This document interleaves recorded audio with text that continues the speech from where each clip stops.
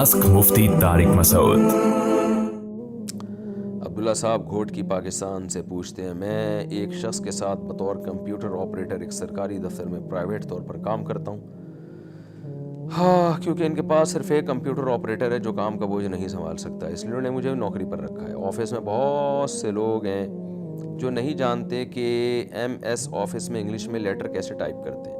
میں ان کے لیے لیٹر ٹائپ کرتا ہوں اور جس کے ماتحت میں کام کر رہا ہوں وہ اس سے ان کا چارج لیتا ہے۔ کیا میری آمدن حلال ہے؟